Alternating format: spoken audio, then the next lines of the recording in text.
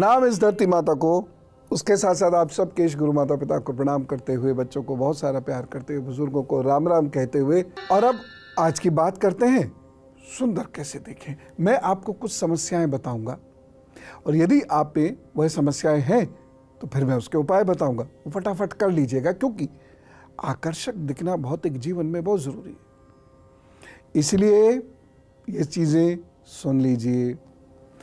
कुछ लोगों का चेहरा बेहद सख्त और रूखा हो जाता है, हमेशा चढ़ा चढ़ा सा या उतरा उतरा सा रहता है।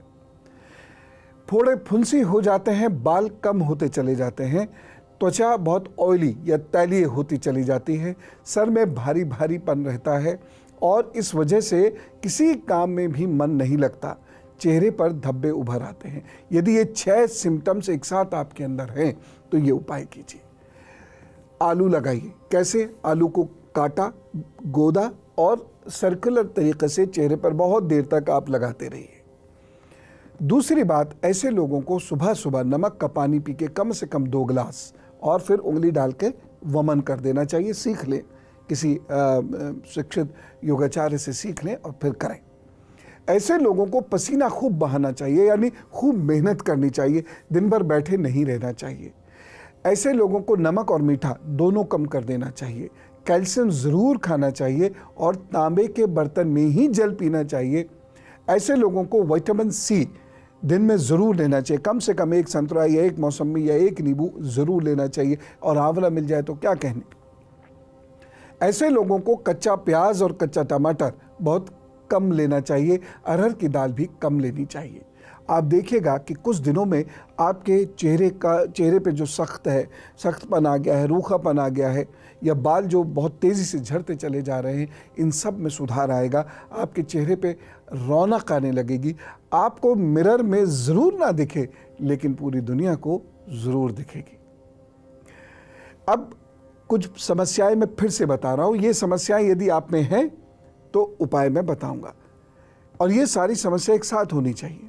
जैसे त्वचा में रूखापन रहता है और साथ साथ खुजली आती है, नाखून ब्रिटल हैं, कमज़ोर हैं, टूट जाते हैं जल्दी, पेट पर भारीपन हो जाता है जिसके कारण शरीर भद्दा लगता है।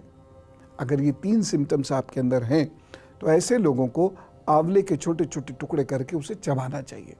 अब यदि आप आंवला नहीं पा सकते या आंवला नहीं चबा सकते तो आप पूछते हैं कि कैंडी खा सकते हैं? बिल्कुल खा सकते हैं, लेकिन वह ताज़ी हो। कैंडी से मेरा मतलब टॉफ़ीज़ वाली कैंडी से नहीं, मतलब कुछ लोग मसाला आंवला बना के देते हैं, कुछ लोग शहद आंवला देते हैं, उससे मेरा मतलब है। ऐसे लोगों को पत्तेदार सब्जियां अधिक खानी चाहिए और सब्जियां बहुत ज़्यादा पकी या तली हुई नहीं खानी चाहिए। ऐसे लोगों को कच्ची सब्जियां ज़्यादा खानी चाहिए। प्रोटीन ज़रूर लेना चाहिए और वैद्य निर्देशन में भृंगराज का सेवन करना चाहिए। देखिएगा उसके बाद आपके शरीर का भद्दापन धीरे धीरे ख़त्म होने लगेगा, आपका शरीर संतुलित होने लगेगा और चेहरे पर आपके रौनक दिखाई देने लगेगी, जो बहुत आवश्यक है। देखिए, बहुत सारे लोग रंग से खूबसूरती को नापते हैं, मैं इसका विरोधी हूँ।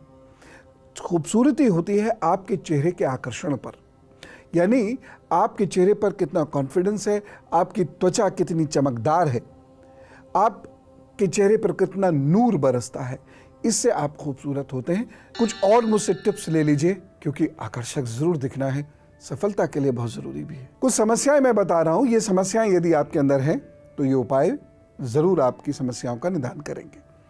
बालों का सर के बीचों बीच से झड़ना, इधर इधर हैं, बीच से गायब हो रहे हैं, या चेहरे पर धब्बे आना या चेहरे पे रूखापन बढ़ते चले जाना, इधर छोटे छोटे छोटे छोटे धब्बे या दाने हो जाते हैं, चेहरे पे रूखापन बढ़ जाता है, कूल्हों पर भारीपन आ जाना और आँखों के नीचे गड्ढे पड़ना और उसमें काला कालापन रहना, और धीरे धीरे सुस्ती बढ़ते चले जाना, फुर्ती कम होती चली जाना।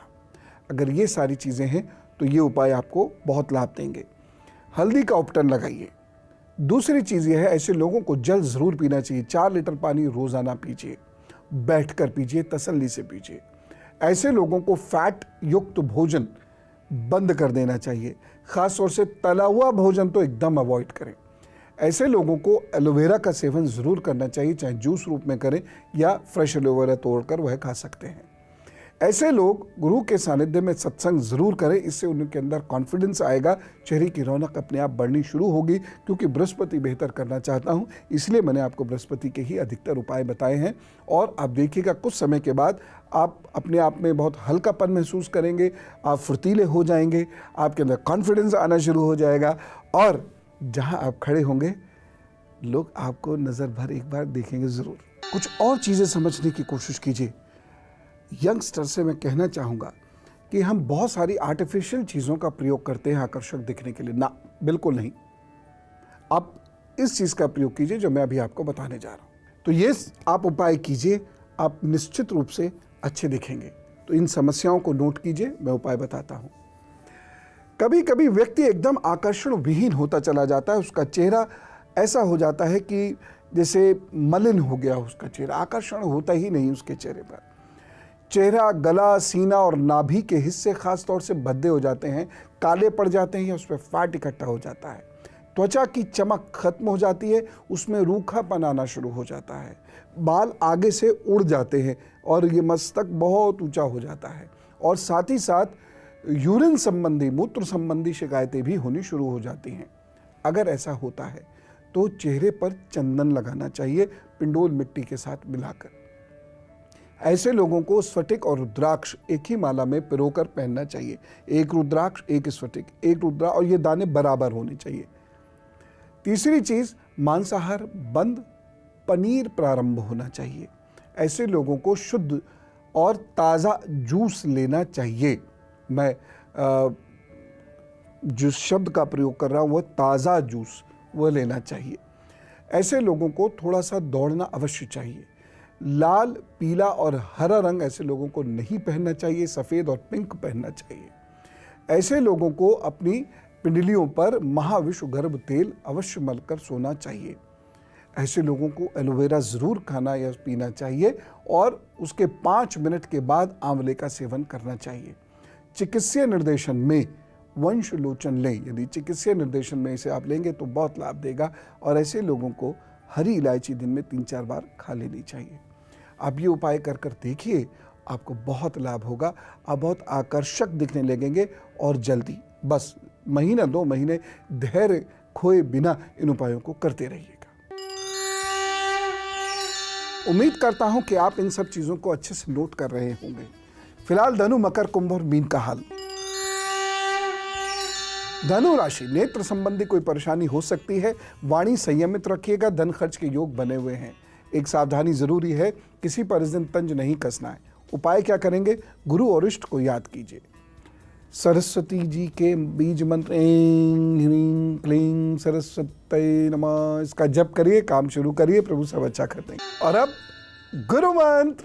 मैं आपको गुरु मंत्र में कुछ समस्याएं बता रहा हूं और इसका निदान भी बता रहा हूं।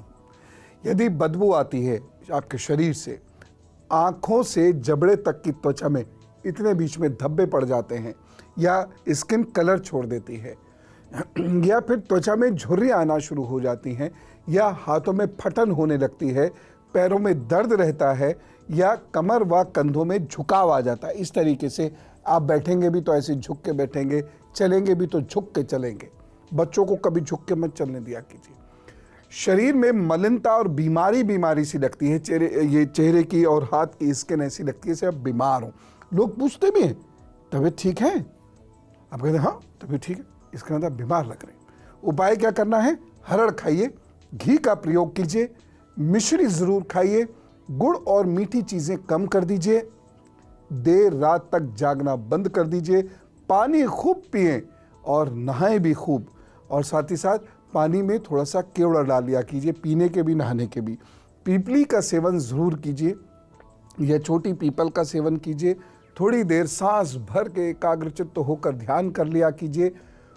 कुटकी का सेवन ऐसे लोगों को जरूर करना चाहिए और सर्वा हाथों में लाल तेल मल लेना चाहिए। ये उपाय कीजिए, प्रभु ने चाहा तो ये परेशानी दूर होगी और आप हैंडसम और ब्यूटीफुल लगने लग जाए। फिलहाल आज विदा लेता हूँ और याद दिलाता हूँ कि आपका आत्मविश्वास, आपकी सच्चाई, आपका ज्ञान आपके चेहरे का सबसे बड़ा नूर है। उसी से आप खूबसूरत दिखते हैं। चलो, राम राम, नमस्कार।